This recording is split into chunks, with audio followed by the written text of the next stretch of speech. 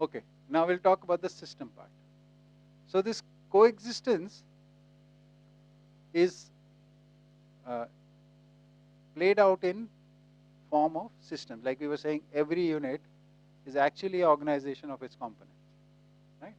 So they are doing coordinated, collaborative actions. This is what a system is, right? So let's study what a system is next. So the principle on which the system is based is recognizing and responding. So one atomic particle recognizes the other recognizes the first one, and they both come into a system, which is known as the atom. Okay. Similarly, you can see in planets and everything. So many systems you can see. So the second important aspect to this is every system is governed by natural law, natural regulation, and natural balance. And in the human domain, these natural law, natural regulation, natural balance becomes justice, order, and truth. So justice is law in humans. Righteousness or orderliness is regulation in. When you are righteous, when you are conscious of, aware of righteousness, then you self-regulate, right? And truth. Truth is to ensure continuity, right? So these three, law, regulation, and balance, where we use in terms of the other three orders, and in the human domain we use justice, righteousness, and truth. Right? So all systems, so natural systems are governed by natural law, natural regulation, and natural balance, and human systems are governed by justice, righteousness, and truth. Okay, next. And it is needed to be said, if in human system these are absent, then it is not a system.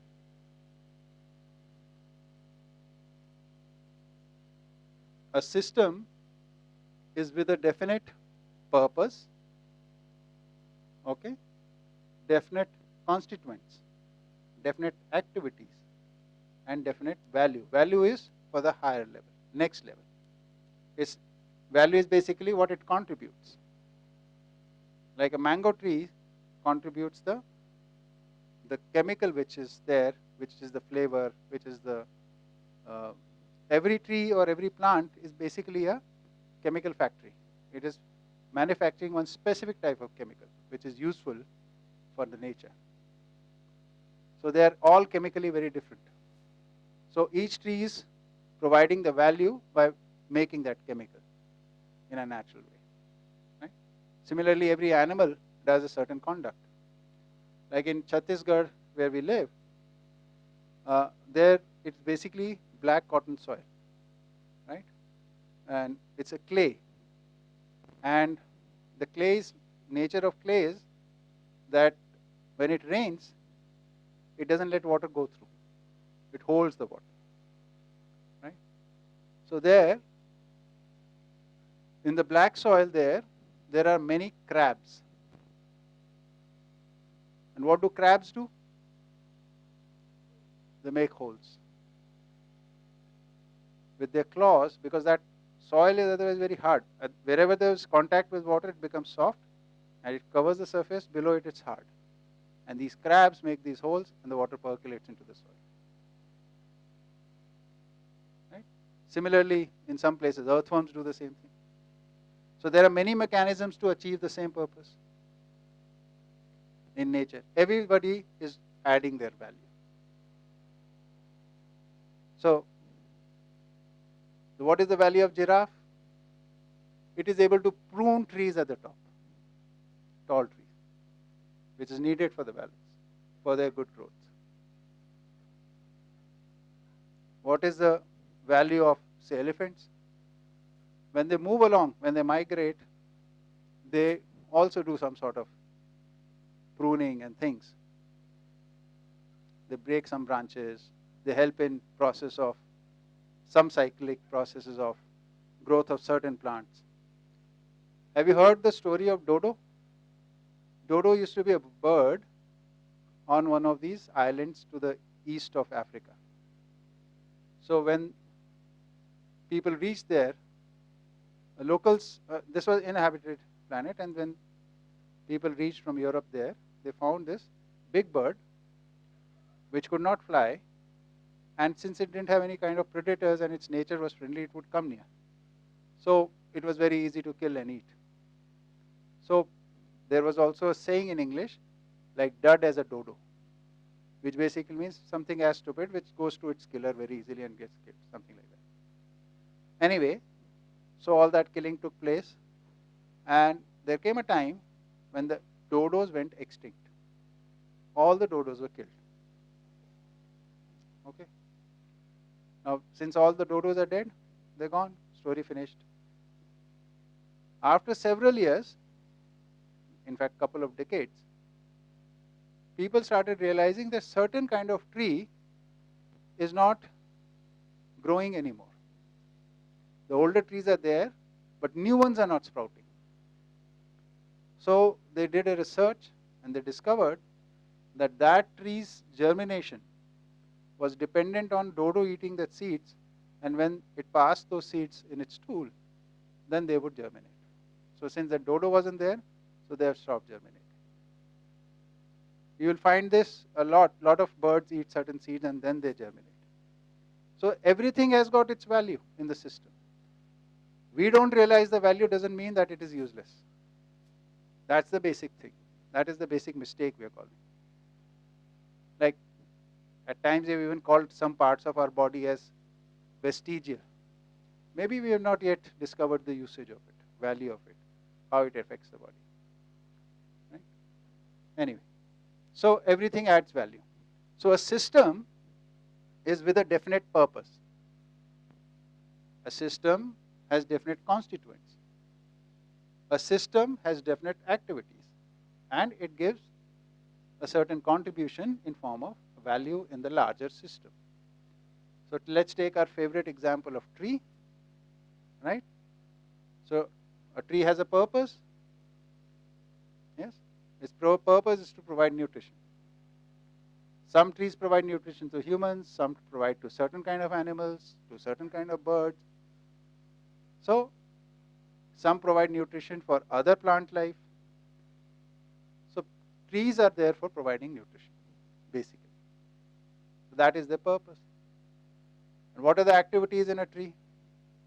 So its roots are doing certain activity, its stem is doing some activity, its branches are doing some activity, its leaves are doing some activity, its flowers are doing some activity, some fruits are doing some activity. Right? These are all the components of the tree. So they are all doing their independent activities and contributing for the flourishing of the tree. And as a whole, this tree adds a value in the nature. So tree is a system. So a good question to ask yourselves could be, say, the community we live in, is that a system? Yet? If it is yes, what is its purpose? What are its constituents? What are the activities you are doing?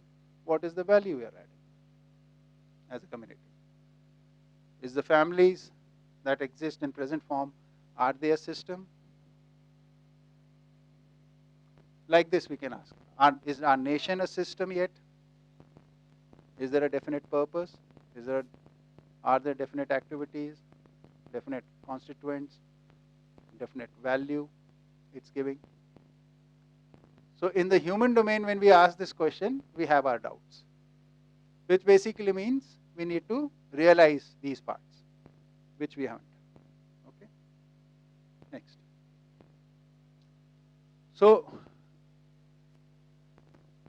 the system of the existence is in form of a coexistential system, and on a planet it plays out as 4 orders. So what are these 4 orders? That we'll study, right? But any questions about system?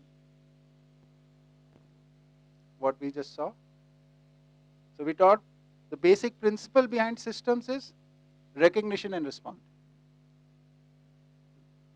This is the mechanism on basis of which system stands. Then it is governed by natural laws, natural regulation, natural balance, and in humans, justice, righteousness, and truth.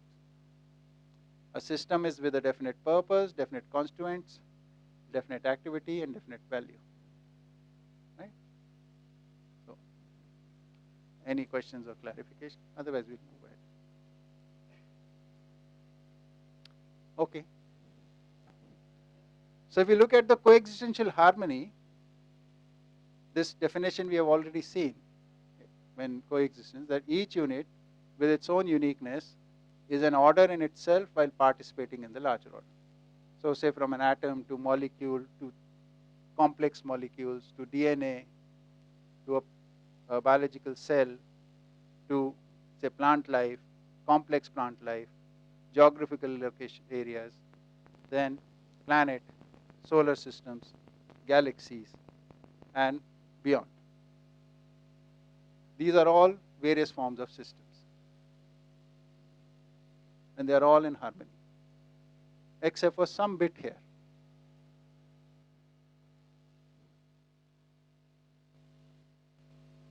Okay? And similarly, there could be similar bits here to, there to, which are yet to discover harmony. Okay, next. Knowledge of coexistential harmony. So existence is coexistential order. This we have already taught. Next. Order or system, I'll keep using interchangeably. Order is equal to a system with definite purpose, constituents, activity, okay, and role in larger order or value in larger order. Okay. Next. At the planetary level, there are 4 orders in nature. Next. So, for these 4 orders to happen, there are 3 kinds of activities. One is the physical interactions, chemical interaction, and the conscious interactions.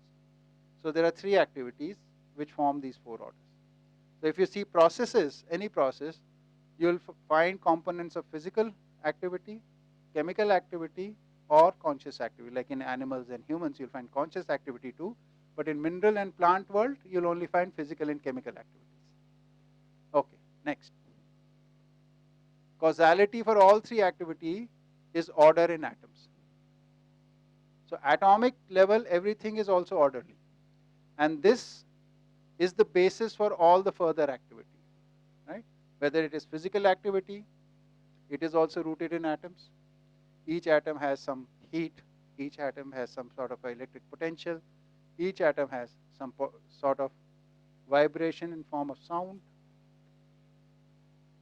some frequency which it transmits.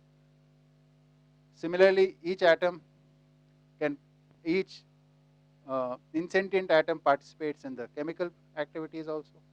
Oxygen and hydrogen combine to form the water, right? And the conscious atom does the conscious activity. Okay. Next.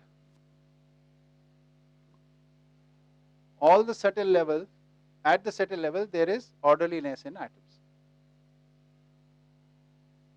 This we have stated. Next.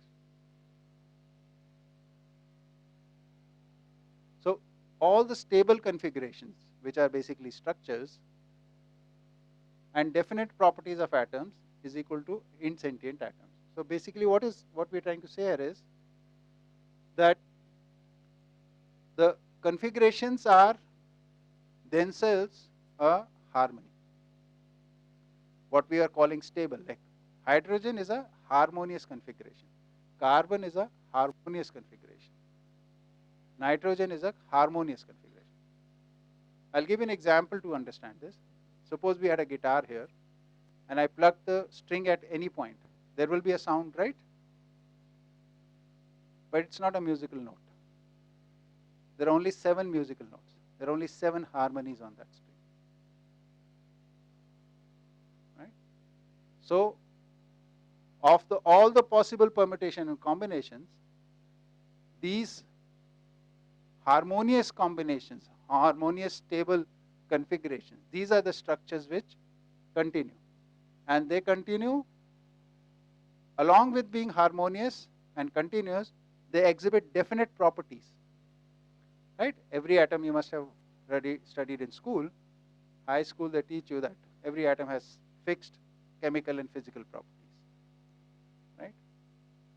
Whether the hydrogen is in India or US or moon, it can be detected because it has fixed properties. Right? So they have definite properties. So all insentient atoms have definite properties and definite structures. Perfectly structured atom, Jeevan, is the sentient atom. Okay? And its properties are exhibiting consciousness. And consciousness is in form of that table which we showed. There are levels from Man, Vritti, Chit, Buddhi, Atma, and it has its forces and it has its activities. Right? Next. At causality level, there is balancing activity. So,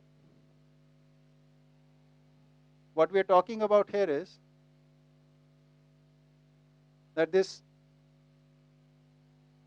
system is stable because every system has a mechanism of balancing itself. Like in atoms also, the particles are moving very fast. The nucleus is also moving. And this atom is not alone. There are many atoms around it. So at times, there might be some influence of other atoms around it, which might attract the particles participating in this configuration towards outside. In such situations, the nucleus exerts a force and controls it. Science, the same thing is said by saying that if the particle has to move out, it will need more energy. This is the least energy model. Therefore, it's stable in the orbit. Right? So here we're saying the same event by saying that nucleus maintains the balance. So there is a balancing activity which is taking place at every system. Therefore, that sustains the system. There is one, the structure will be stable, and to a certain extent, it will be able to stay stable even in adverse conditions, to a certain limit. If the external influence is beyond that limit, then the structures do break down. Right? But in normal conditions, most of the structures do not exert that kind of forces on each other. It's only in spatial circumstances that happen. Okay, next. At the fundamental level, there is coexistence of space and matter. So we are basically talking about this coexistential harmony from fundamental level to causality level to subtle level and to the gross level. Right? So because this is so at the fundamental level, because of this, there is this tendency. Because of this tendency, this is there. And because of this, at the gross level that we see organization.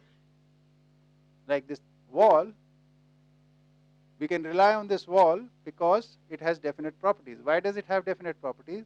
Because building blocks of this wall are mud bricks. Mud bricks have definite property. Why does mud brick have definite properties? Because mud, the kind of composition we have used here, the minerals which we have used here have definite properties. Why do those minerals have definite properties? Because the molecules making that mineral have definite properties. Why does molecules building that system have definite properties? Because atoms making up that molecule have definite properties.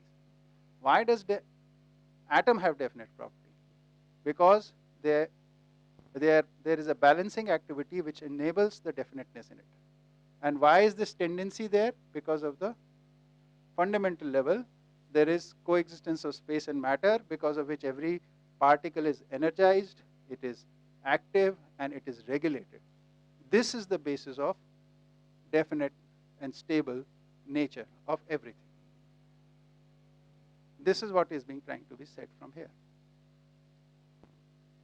The whole question of causality. Why is anything happening around here? In the way it is happening, the manner and in the form. It is because of this connection. Fundamental level, causality level, subtle level, and gross level. This is all unified. Like one of the questions which we came across when I was studying quantum physics was that quantum world is so undeterministic, how do we relate it to the day-to-day life level world? So that is one of the gaps which need to be fulfilled. I don't know where science has gone there yet, but here we are talking about it like this. This is another way of looking at things. Anyway, next.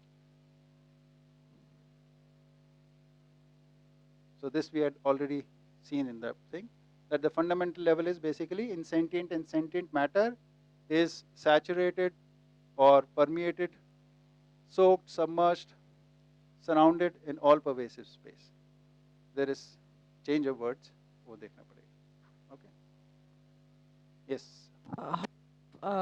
First, sentient atom come into being. What do you mean first?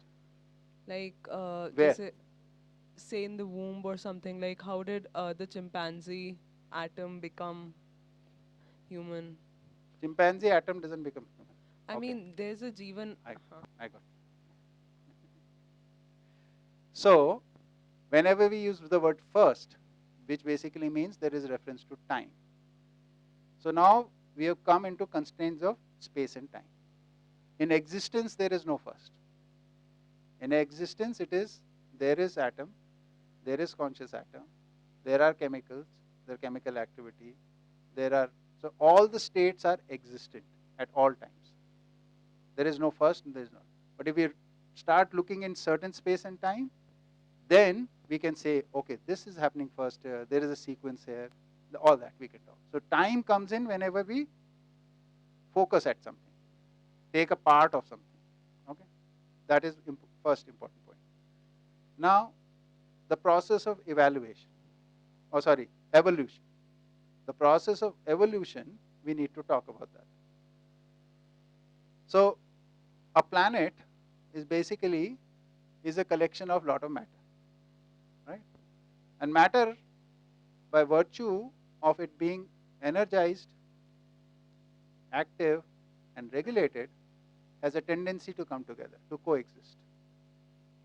This tendency leads to formation, leads to collection, whatever form it might be in that situation. Suppose it's form of subatomic particle, then it will become in form of atoms and molecules, and it will clump together and become something like a planet. If there is large enough matter, right? And if it is not large enough, then whatever other stages are there of pre-platform, pre-planet forming states, it will be in those. It could be asteroid belt or whatever. So once planet forms, right? Now there is direction in nature, because it is all matter is submerged in perfect. So perfection has to take place. So in this planet, suppose there are only few elements right now, and the elements which are needed for further progress are not there. So initially the processes which will take place on this planet will be the formation of the other elements, and in the quantities which is needed for that planet for the further progress to happen. So suppose there is less oxygen. So initially the formation of more oxygen will take place till the time the amount which is needed is there. Suppose there is too much sulfur dioxide, so the level of sulfur dioxide will go down. Thing like that, right? And I'm not going to say that first the planet will become stable in its motions and things like that, and then atmosphere formation and the sea formation. I'm not going into each and every small step, basically. So first elements will form. When all the elements needed in the right ratio have formed, then the chemical processes kick in, right? Like on our planet, water was one of the first chemicals. And once the water formed, it is on the land. Land is minerals. The various minerals interact with water. So you have acids and alkalis. So chemical reactions are taking place, and the acids and alkalis are interacting with each other. Acids are interacting with acids also, alkalis are acting with other alkalis also. So various chemical reactions take place. And this leads to a very diverse chemical world. And from this diverse chemical world arises the organic chemical world, the carbon-based chemical world. And that again complexity, because again there is a tendency, there is a direction in this. That effort we talked about. We talked about effort, motion, and structure.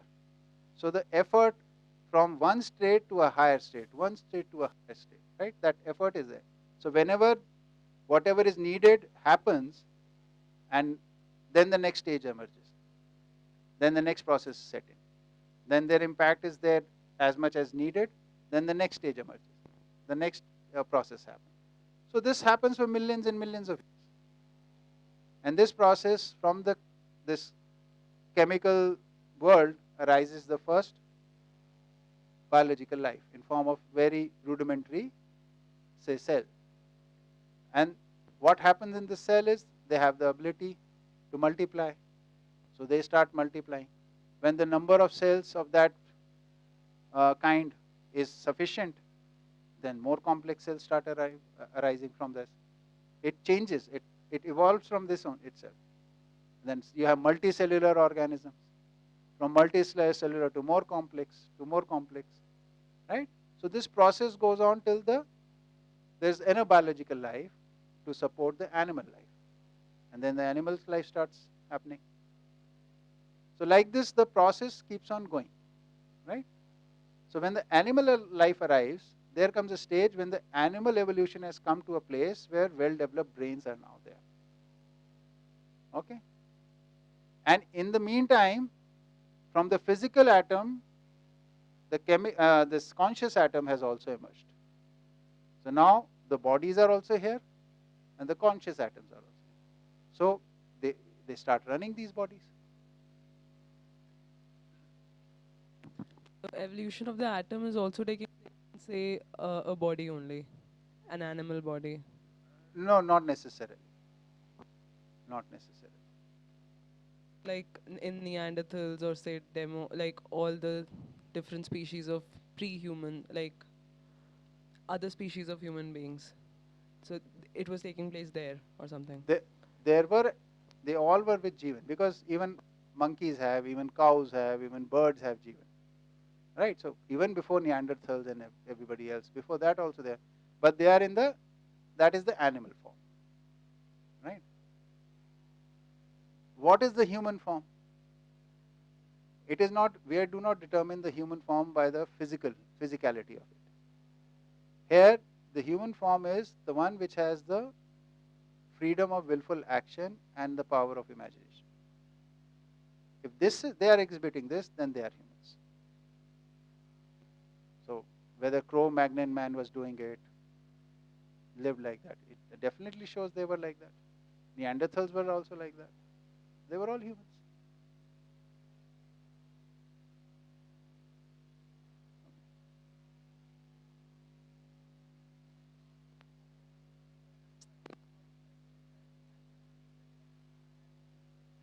So, An atom. so the development in atom now, once it's structurally complete, there won't be any quantitative changes in it, because it's structurally complete. So only changes will happen as in qualitatively. So qualitative changes are in terms of awareness. So if you look at animals, like a snake is aware of certain kind of things, right? Say a crow can be aware of certain other kind of things. So Jeevans which are running these have the ability or the awareness of those things, right? Whereas say cows or say horses or say elephants, they have lot more awareness than these. They exhibit lot more. There is also another correlation you can see. The correlation is that as the awareness level increases, the tendency to nurture its offsprings and the complexity of the processes they use increases. So you see the nurturing ability in animals increasing as you go towards mammals. It starts from reptiles. Some snakes make a nest, right? But they probably do not feed their young ones, right? Birds also feed their young ones. Mammals not only feed their young ones, they also protect them till a certain age. They carry them together. So the more complex processes are taking place. So the level of awareness in Jeevan is increasing. Right? Like that. So qualitatively, the difference is in level of awareness. And they are happening in those five vritti. Most of this is happening in man, Man. in the animal state. It's only in human that the awareness level, the thinking process actually kicks in. See, thinking process is needed for imagination as well as uh, willful action. Thinking and visualization. Which is not to say there will be no visualization or no thinking. But it's rudimentary, it's for the body. For example, a monkey can come into a house, open a fridge and take something out. This cannot happen without thinking and visualization. But it will only do this much for maintaining its body. Right? Not beyond that. Like, you know how they trap some monkeys? Some kinds of monkeys? Like, this is a very traditional African tribe trick. They'll make a hole in a anthill or something like that and put something edible which smells nice, which monkey can detect in it, but big enough that the hole is just small enough for it to put hand like this, but once it grabs it, it cannot withdraw its hand. So the monkey doesn't know that if it drops it, it can get out. So it gets trapped and they catch it.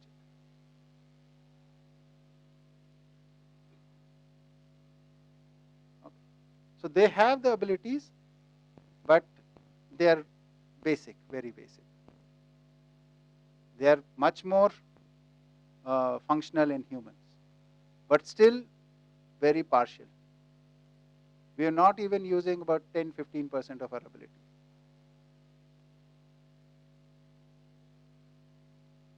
Okay? Yes. Any other question? Then just one more. A more interesting question becomes: how did from plants, considering they didn't have a Jeevan, a sentient atom, how did that come about in plants? From plants to animals, like where did that jump happen? So, plants to animal bodies is a biological connection, right? So, if you look at some plants, so even plants evolution you can see happening from less complex to more complex, right? So, animals are what? They are basically a biological entity which is actually moving. Its basically most distinct feature is ability to move. So for it to move, it has two kinds of tissues. One, because it has to move, it needs to be joined together.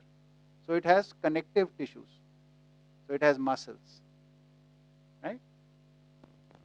But it has, when you have to move, one unit with many parts has to move together, it needs to be connected, and also it needs coordination. So for coordination, it needs a nervous system. So beginning of animal life is where you find muscles as well as nervous system together. Nervous system is not there anywhere else, right? It starts in animals. Like if I have to move, if I have to get up, everything is coordinated, na? If I have to take a step, there is a balance at the back. Now balance is shifted here. Everything is coordinated. Even an earthworm which is going like this or a caterpillar going like this, there is a lot of coordination taken. So coordination between all the parts is through nervous tissue, for which you need a small brain, a central unit. So here we make the distinction between animals and plants on basis of this.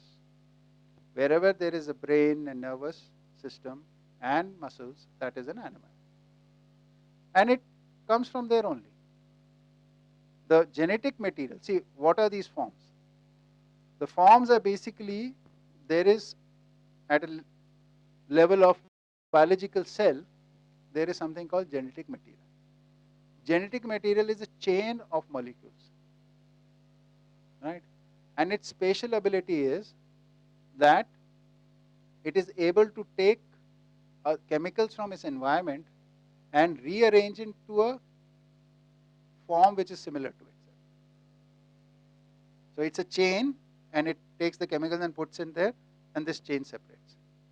Takes more material, so it has the ability of multiplying like that. This multiplication leads to growth. This is why we see growth in biological life, right? Now, this process is happening. Along with this, now this unit starts moving. Now this has become an animal. If it is not moving in coordinated motion, then it's a plant. But how does a carbon atom which exists in plants become a sentient atom which has man, vritti, chit, and even if man is just operating in animal? Yeah. So this transition of physical to chemical doesn't take place in plants or animals. It takes place somewhere on the planet. Whatever position it happens, basically, let's take it that. It is not happening like plant is there and then there will be a conscious atom will become and then the body will come and they'll both join. It's not happening at the same location. On the planet itself, somewhere there are these conscious atoms which are formed at one time. And along with that, parallelly, this evolution of the physical form is taking place. So from minerals to biological life to more complex biological life to animals, and animals, more complex animals, these two join together and start functioning together. This needs a vehicle to move. It sees the vehicle is available. It starts moving with this. Plants are not making conscious atoms. On the planet somewhere. It's such a small quantity. Once I was doing calculation with another friend, how much matter would be converted to conscious matter for all the animals and humans alive and without body. So we took a factor of, say, for every human being alive, there are 100 Jeevans which are not running a body. We took that factor. And for every animal which is body is being run, there are 1,000 which are not running the body, suppose. Taking this factor and using the mole principle to calculate, we came up with like it was less than 1/100th of a gram. So tip of your hair is enough matter for all the Jeevans on this planet. So where will this happen is insignificant. Otherwise, it seems to be so much matter would have to be done.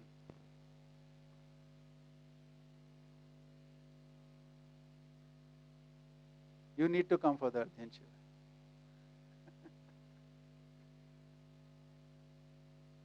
Okay? All these calculations have a logical explanation. You can come. We can do that. So it happens on this planet itself. See, some people might say, how do you know it happens on this planet? It might have come from some other planet. Let's say, okay, it has happened somewhere. Wherever it is happening, it will happen in this existence only. Na? It will convert because this conscious atom is also made up of electron, proton, neutrons only. It's not made up of anything else. That is the amazing part.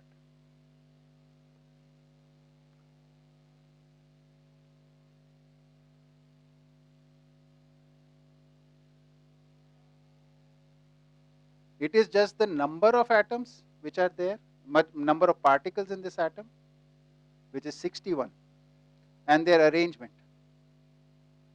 In this configuration, only one particle is at the nucleus and 60 particles are in the orbits.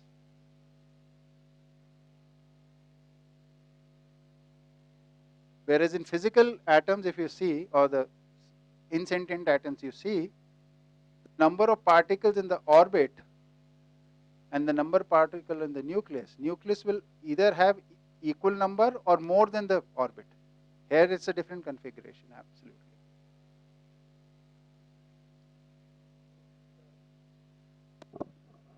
Does it reconcile with your study of quantum mechanics? See, quantum mechanics logic is based on different principles, and the logic of this is based on different principles. So I would not say.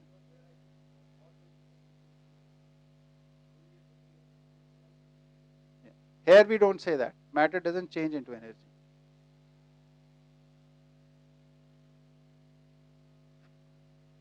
If energy is fundamental energy, space, matter doesn't change into that. We're only talking about the relative energy, that is organizational when structures change. When from complex to less complex, there will always be release of energy.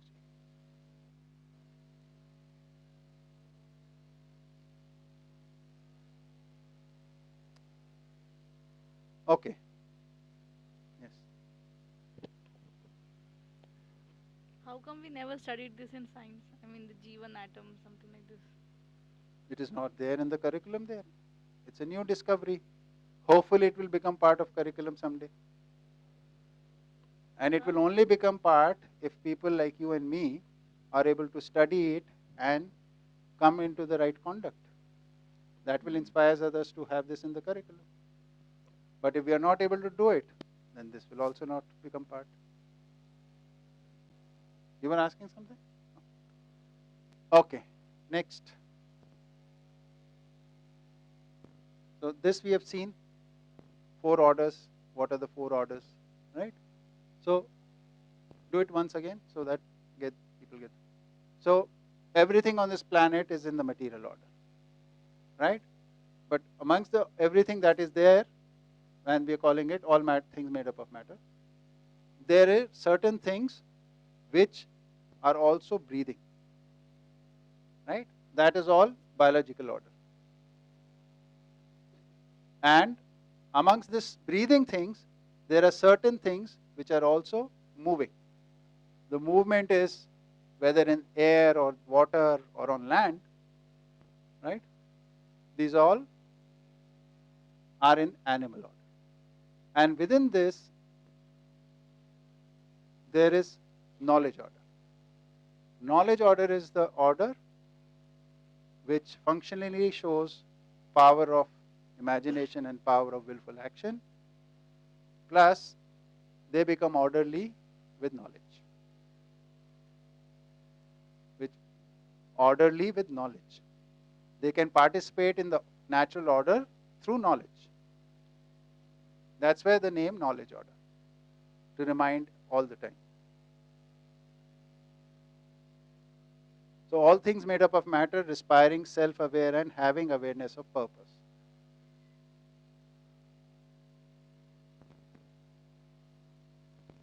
Next. So we have been talking about insentient and sentient. In terms of orders, if we see it, so material order and biological order is insentient, animal order and knowledge order is sentient. Here Jeevan is there in some animals and all humans have Jeevan. So in material order, if you see, predominantly physical activity is taking place. Right? In biological order, predominantly chemical activity is taking place. In animal order, physical chemical activity, which is the body, plus conscious activity with basic intellect. We talked about rudimentary intellect. In knowledge order, here see we put the body first and the Jeevan second. Here the Jeevan is first, the complete conscious spiritual intellect activity and chemical physical activity body.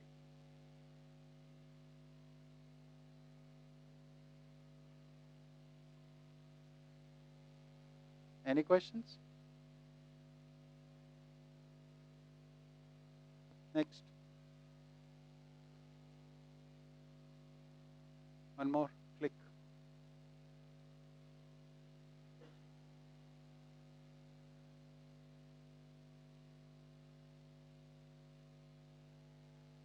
This is Drishta's work.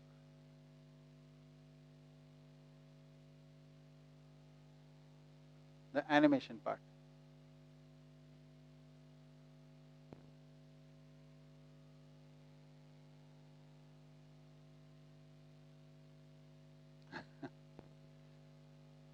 Okay? So, material order is being useful to the biological order as well as the animal order, as well as to the knowledge order. Biological order is being useful to the animal order as well as the knowledge order, and it is complementing the material order. Animal order is being useful to the knowledge order and complementing the biological order as well as the material order. Knowledge order is getting support from all the three, but is it being complementary to biological or animal or material order? So its role is, and its responsibility is yet to be fulfilled.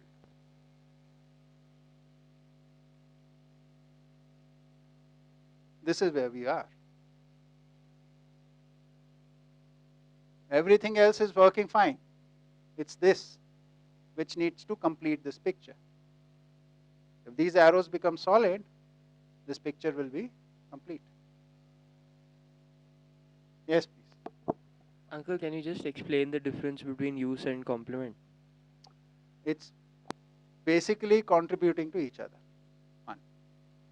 So when complement we use, then it is basically completing something. How do you complete something? So whatever the purpose of something, and activity is for some purpose. So when you start supporting that activity for that purpose by making some contribution, that is called complementing. Right? So go back to the.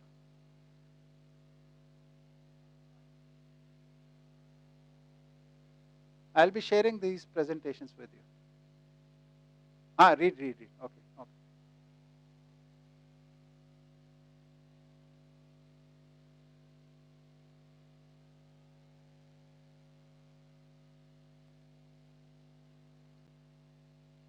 So, say let's take biological order and material order.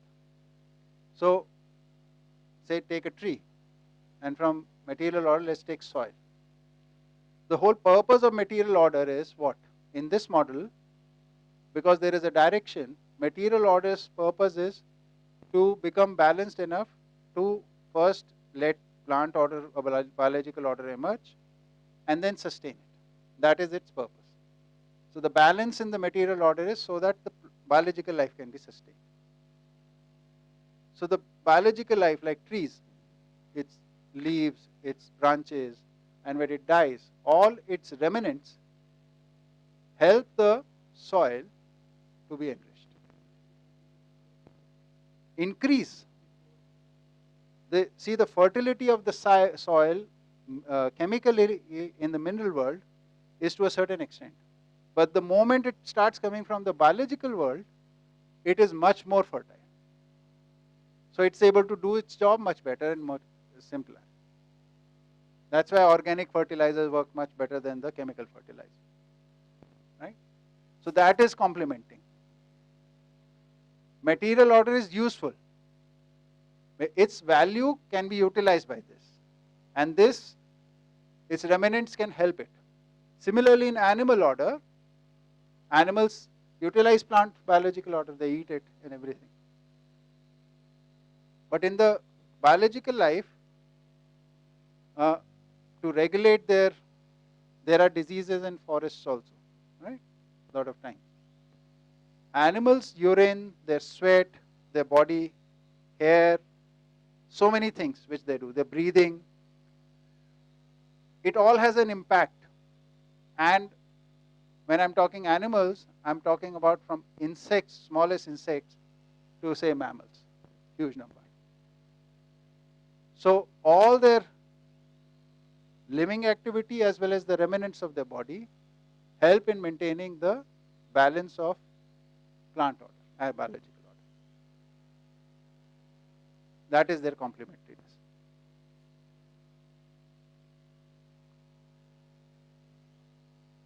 But this one is not doing anything in return yet. It is just a taker, not a giver yet.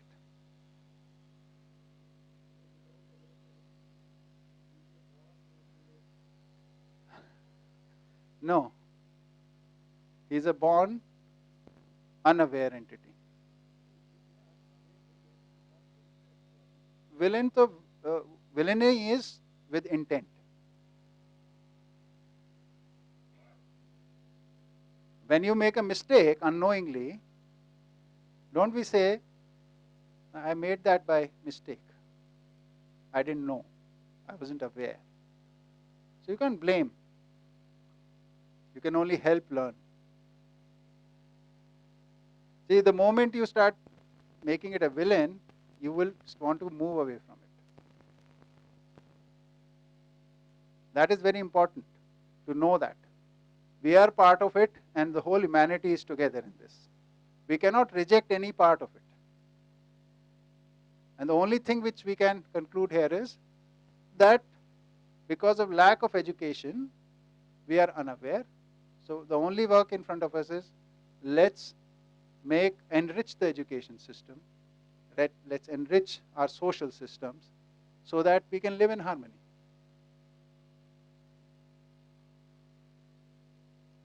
And we have enough opportunities in whatever place we are living.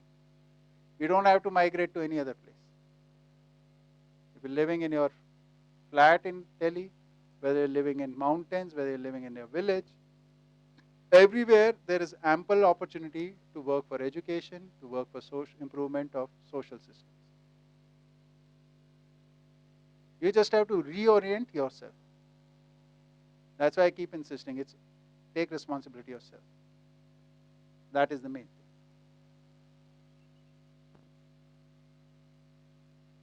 Okay.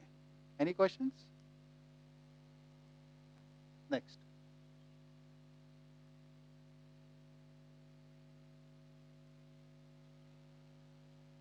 So there is a sequence of emergence, right?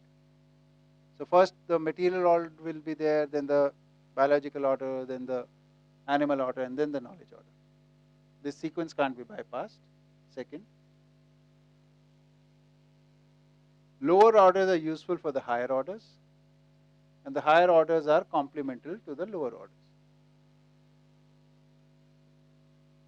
Higher orders are nurtured and secured in the equilibrium of the lower orders. This is important to know. If there is no equilibrium in the material order, plant order can't be sustained. If there is no equilibrium in the material order and biological order, then the animal order cannot be sustained. And if there is no equilibrium in the material order, biological order, and animal order, the knowledge order can't be sustained.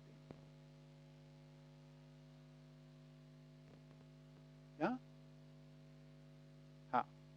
So equilibrium is everything is doing its activity in full functionality and in balance with others.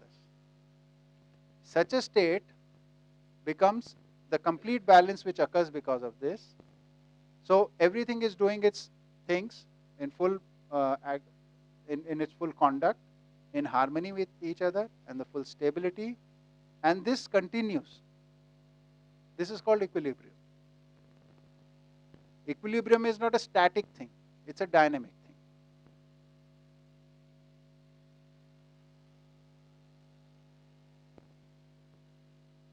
This is very important to know that equilibrium is dynamic. In past we have thought of like things will harmonize if there is no activity. Inactivity is not equilibrium. And inactivity actually is not possible. We have tried a lot, have not yet been able to have any evidence of it. We've been trying to, in physical world, we are trying to stop the atom by cooling it down to the absolute zero. Not yet been able to do that. And in the conscious world, all the messages in the meditation is that you stop all activity. Physical activity, first you stop the social activity, then your biological and physical activity, and even your conscious activity. Stop, state of no thought, state of no desire. These are impossible states. non-sustainable states. Even if somebody claims to have reached them, they're non-sustainable. They can't multiply, they can't be for everyone. So you have to reach a state of functioning in harmony. There you can have equilibrium.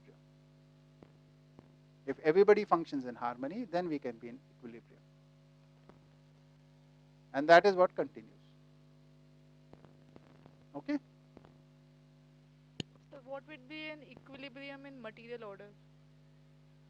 So, where all the minerals, while doing their activities, all the gases, all the liquids, right, they form a biosphere in which the biological life emerges.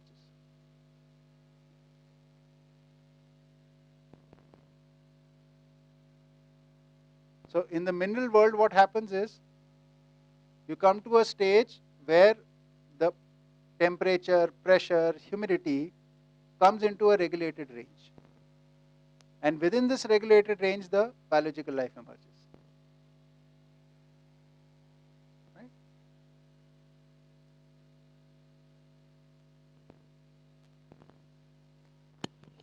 So can the evidence that one level is in equilibrium is that it will lead to the next. The presence of the next is the shows indication. that Yeah. the previous, the lower order was in equilibrium. And equilibrium, there is a range of it. Right now we are fooling around with this range. We are trying to disturb it. So once it goes beyond that range, then things will go haywire for us. Because then the process will reset and try to come into a new equilibrium, in which a lot of damage can be done to us. But it will restart.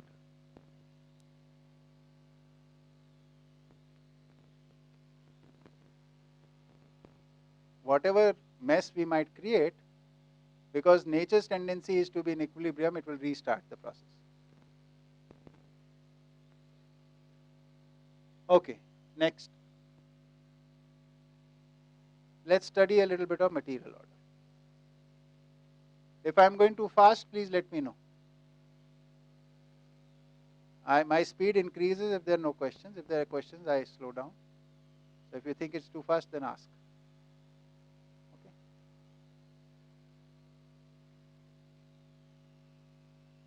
So in the material order, as we talked about earlier, that every unit is basically a organization of its components. So for every unit, there is formation. Like many atoms can come together to become a molecule. Right? So there is formation. Once the formation takes place, there is continuation. That molecule stays there for some time. Right? Once the molecule is formed, it will continue to be in the form of molecule for some time. And there will be a stage when it will break down. Right? Which we'll call deformation. Have you noticed this happening around you?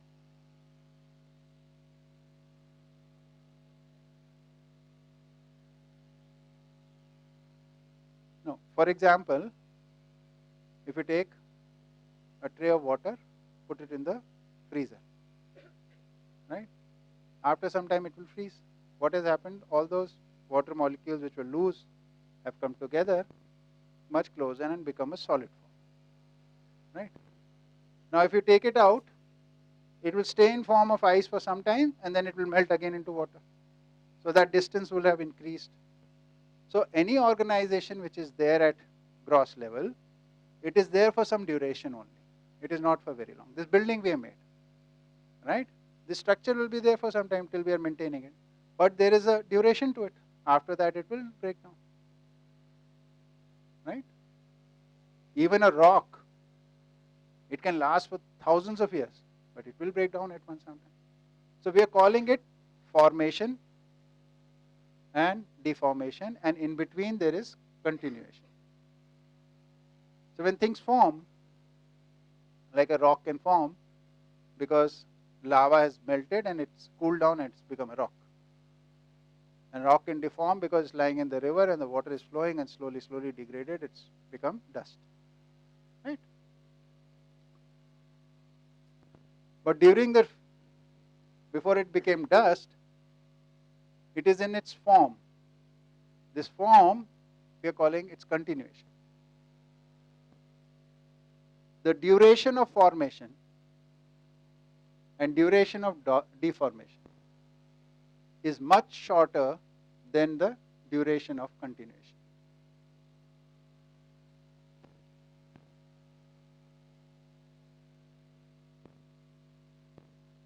When things form and things go apart, this is like in short times, short duration, but they continue to be there for a longer time.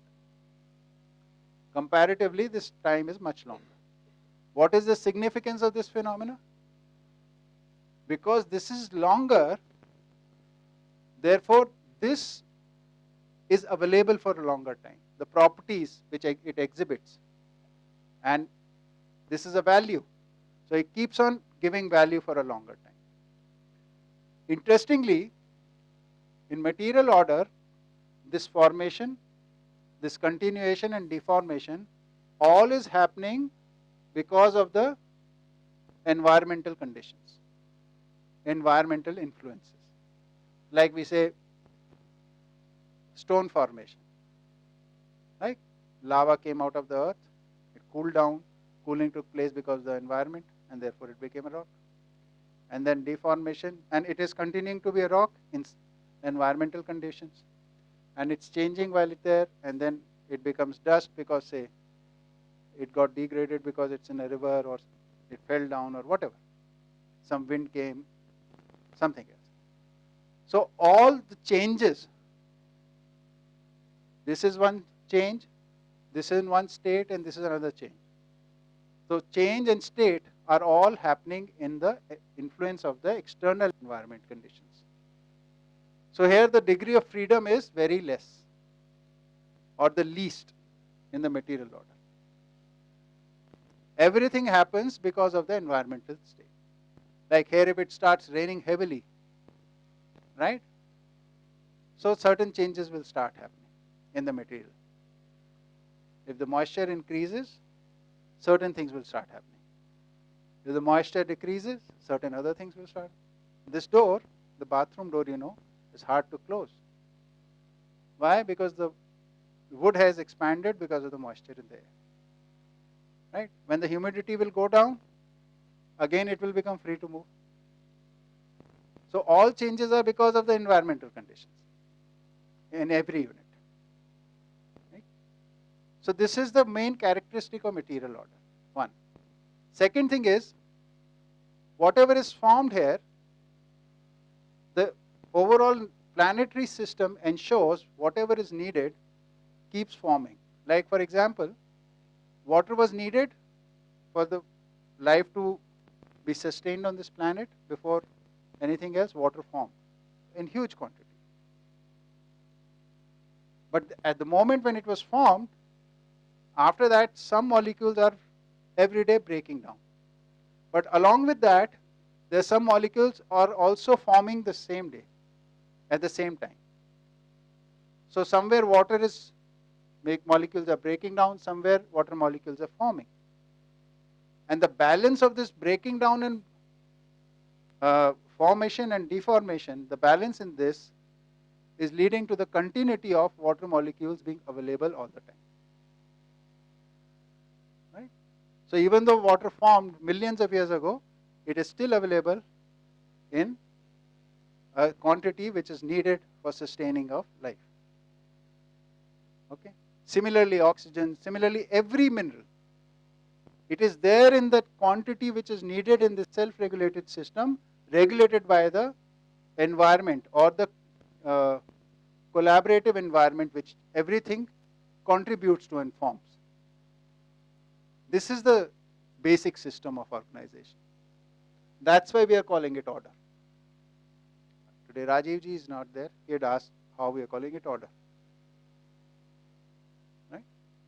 So this ensuring of unity of these minerals and therefore the values these minerals are bringing into the system. This is what is the evidence of order. Also possible due to human intervention? Of course, but we are right now just discussing. Suppose we were observing moon. In moon, a lot of things are there.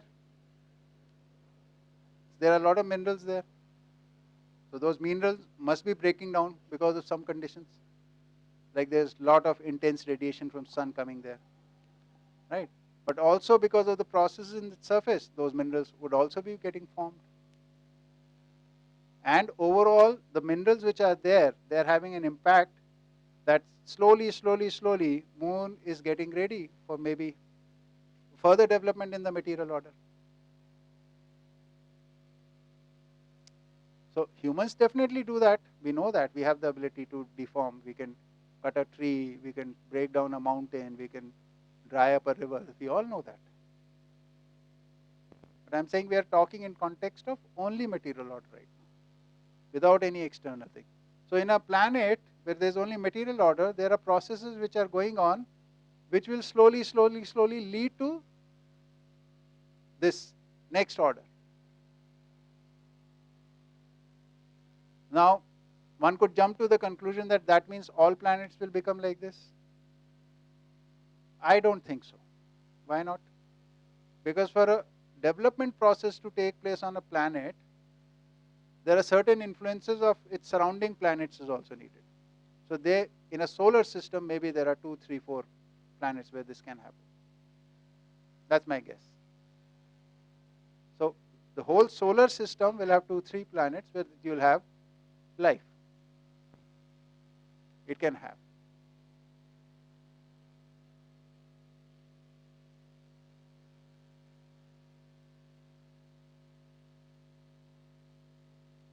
And there are innumerable solar systems in the world, in the existence. Okay. Any questions on the material order? So material order would be like all the minerals, from water to oxygen to carbon dioxide to say iron oxide to all the minerals which are there, coal, mineral oil, right, acids, alkalis, which are there. They all are going through this process, and they all are dynamic, and they all are in equilibrium. Right? In this material order, there is also part of minerals coming from the inside of Earth to the surface. And there are also places where minerals from the surface are going underneath. So there is a movement from surface to below. That cycle is also there. Right? Because of this, at times you have volcanoes or earthquakes. This is part of the Earth's mineral order being alive or being dynamic. It is not a static mineral order. It's a dynamic mineral order.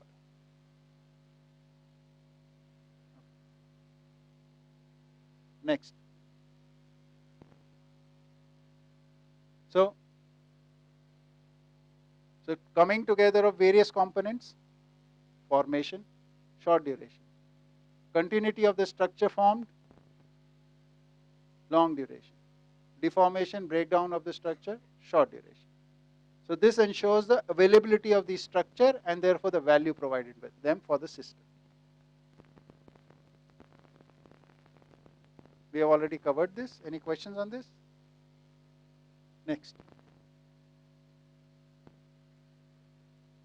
Now we come to the biological order.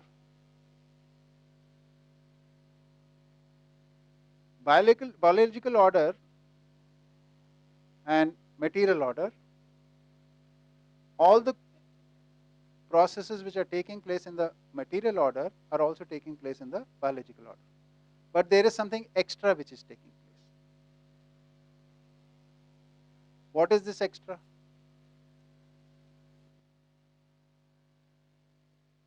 This again is a structure. just like in the material order, there were structures forming. This is also complex structure in with lot of molecules participating in this structure. Okay? But this structure forms in conducive environment. When the material order reaches its equilibrium, then on the surface of the planet, the biosphere, where regulated temperature, pressure, humidity, these conditions prevail. And in such conditions, the biological life emerges.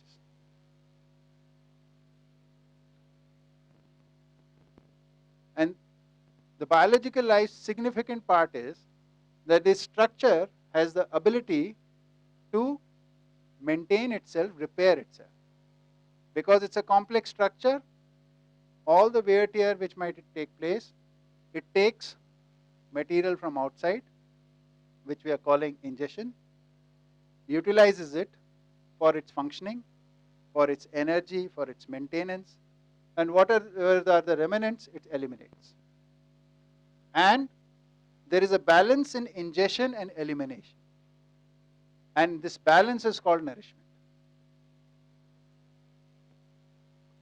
If there is imbalance of higher ingestion and less elimination, the nourishment will be lost. Like, for example, you can study your body. Your body is a biological unit. So intake is high and output is less in form of materials. Right? So your excretory organs stop functioning properly. Then you will be in ill health. Suppose elimination is more than ingestion. So whatever you intaking, there is much more elimination than that. Again, you will be ill. The nourishment will only be there because of the balance between the two. And this balance is regulated here, within this cell, within the biological unit. Whether it's a single cell, whether it's a multi-cell, whether it's an animal body or a human body. This will happen everywhere in the same manner. So this unit, which lives in conducive environment, has the ability to maintain its nourishment and therefore maintain itself by taking materials from outside and eliminating whatever it doesn't need, and therefore keep itself alive for some time. So it has the freedom to select what it needs.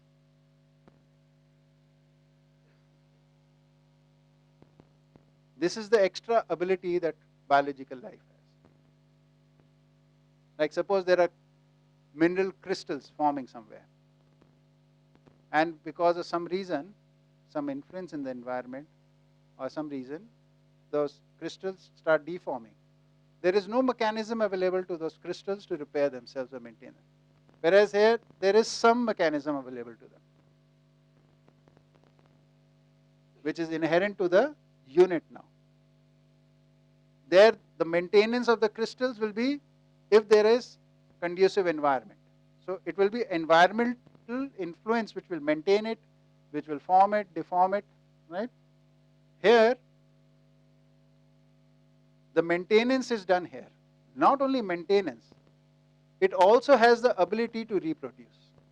What is reproduction? It takes material from its environment and rearranges it in its own form. So the ability of formation is now instilled in the biological unit. It's not in the environment anymore. So it's become freer in that sense. It has the ability of the formation. So the formation activity from the environment has now shifted into the unit. The unit can form more units like itself by taking materials from its environment. This is a much more evolved ability of the biological order compared to material order. Can you see the distinction? It is much more freer biological life is much more freer from its environment compared to, but this is all happening in the conducive environment. So it is able to nourish itself and it is able to reproduce.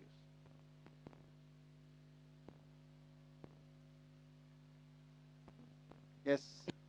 I think another aspect of the freedom of the biological order that is brought on because of reproduction is that the process of reproduction in itself ensures that the next generation is actually more suited to being free from the environment because it adapts to the environment. So the adaptation is started taking place in this itself, at the biological level itself, which leads to the evolution. So every generation there could be improvement, or after a certain generation there could be improvement, distinctive improvement.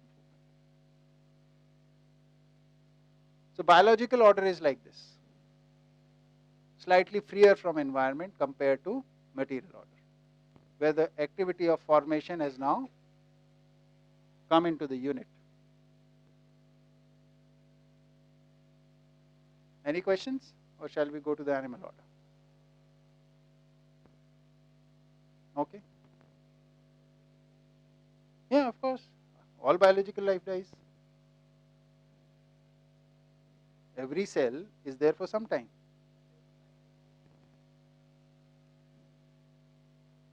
Here, it dies because it has its own duration.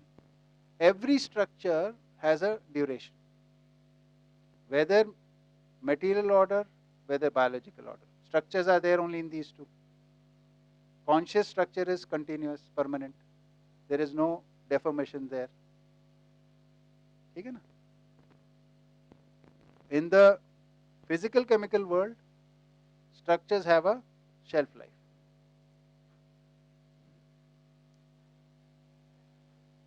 Yeah. Yeah. No, so but this interesting thing is, if we look at this reproduction, what is reproduction? It is the biological life is actually continuing by rearranging itself. The same qualities are there in its offsprings. So even though this unit will deform, but that value will still be there. This is a key point which was missed in tradition. The observation was only of the unit, it forms and deforms, therefore it's temporary. They were saying it is continuous in forms of cyclic reproduction. Okay? Okay, next. So, biological order flourishes in conducive environment. Biological order develops ability to select and acquire required minerals from its environment for its nourishment. Biological order also has developed ability of formation in itself, reproduction ability. I have given these along with the slides so that when you're looking at these slides, you know what we were talking about here. Okay. But it does raise the question: why, if all the nourishment is available, why is there a shelf life actually? Yeah. So. Why is there a limit to the duration? Because if the nourishment is there and it's abundant, why would it? It is the limitation of the structures which are formed at this level. These structures, though dynamic and they do come into equilibrium for some time, but this equilibrium doesn't last in these structures. So the biological process exists in form of a unit for a short duration. Because there are many things which are working together, and they are of the material order only, which are come together to form this unit. So they are also under influence. So they are working, and this arrangement has the balance for certain duration. After that duration, this balance does get disturbed. And why it gets disturbed is the question is because all this is happening on basis of energy exchanges at that level. And that balance has a duration. Basically, that is all you can say about this right now. Okay, I think actually the image that one can form is that it becomes static. And so if it becomes static, then you kind of feel like it could then go on eternally. Yeah. But actually, the diagram is more actually, it's dynamic. No, it grows and then it expands, but then it declines again. It's actually it's a movement. It's never static. It's never static. Yeah. And there is a concept of, I don't know what better word to use for it, but because it is moving in a physical environment. All the structures, all its activity is in a physical environment. So there is going to be a wear and tear. Because, say, all the movements which are taking place, there will be friction, there will be heat, there will be other factors. So there is the ability of this system to maintain itself, repair itself to a certain extent, not beyond that extent. And it is all formed of these, what you call structurally incomplete units. So they don't have that ability to bring that quality at this level. It is only in the conscious unit does that happen. One. Also when things are in space, where they are out of the material, like Earth's atmosphere, then everything which is happening in the biological order is within, say, a planet's atmosphere, in the biosphere, basically. So biosphere, there is interaction with everything. But say things were in space, like planets moving in space, or the atoms, the particles of atoms moving in space. There is no interaction with anything else except for its own parts. So the duration there is much longer. Therefore, the biological life which is there, which is so many things together and doing so many activities together, it is in equilibrium for a short time or for a fixed duration, which is a range. We can also get to this from the fact that some get better conducive conditions, some get lesser conducive. So those which get better conducive conditions, they last slightly longer, and which get less conducive conditions, they last slightly less longer. So that is an indicator that this has an impact. So there is this environmental condition, even though it has got some independence, not fully independent of it yet. Right? Yeah, it's not independent yet. So when we study the animal order, we see it has another tendency. Same thing in the animal order, it has all the qualities of the material order as well as biological order, because it can reproduce, it can respire, but it has the ability to move. The freedom here is to choose a conducive environment. What is the extra ability in the animal order? It has the ability to choose a more conducive environment. So when the heat goes up, the plants will dry out and die. But what will the animals do? They'll move to cooler places. Right? This ability to live out this ability, they have the bodies which can move. Right? That's why they have movement. And for movement, they have connected bodies as well as coordinated bodies, for which there are two tissues which work, minimum.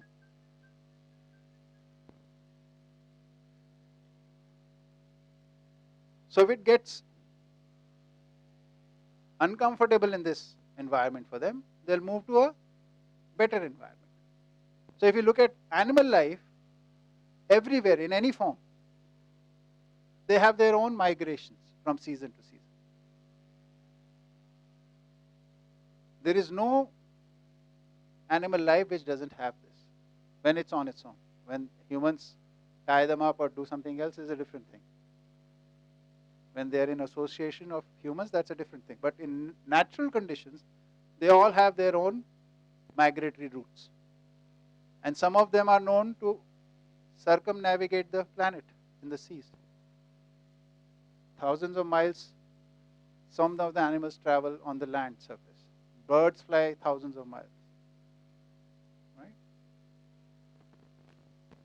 So they have the extra ability of choosing the conducive environment. Also, this also addresses this distinction because they have the muscular tissue and the nervous tissue for those who want to differentiate between, say, meat and vegetarian food. If anything which has nervous tissue or muscles, then it is meat because it comes from animals. And if it is coming, it doesn't have this, then it is coming from a vegetable source or a plant source. For some people it is important to know. So here this distinction can be made on basis of this. Okay. Any questions? What constitutes animal order here is maybe a bit too mammalish. Meaning? What about, say, insects that they don't go that far? Is there any variation in, say, the conception of Jeevan Vidya's animal order? No, Does none of this apply to insects? It does, fully. They also migrate from one place to the other. Haven't you heard of swarms of these, what do you call, locusts coming from Africa to India?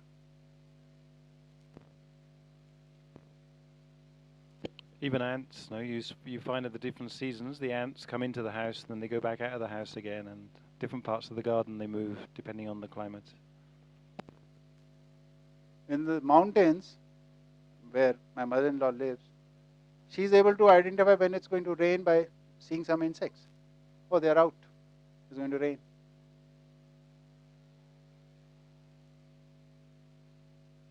Okay.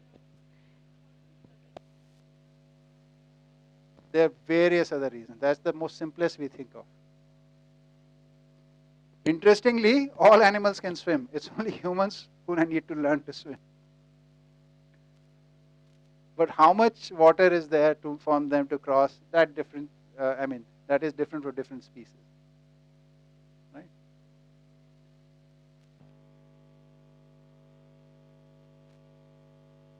Anyway, our time is over. We'll come back and continue this after lunch. Oh, you had something to say? Okay. Let's. Even like moving, it doesn't have to be like a long migration, but even like if a animal is too hot, it just moves to a water body next, just to cool down or to drink water, or just it could just be a small, but just to move to find shade or something. I mean, even that could be like, it doesn't have to be a long migration, right? Just to change the environment or meet their need or something. So the movement is for, the characteristic of movement, if we want to look at it as a quality, then it is there in every species of animals. Quantity wise it varies. Who moves how much? Okay, thank you.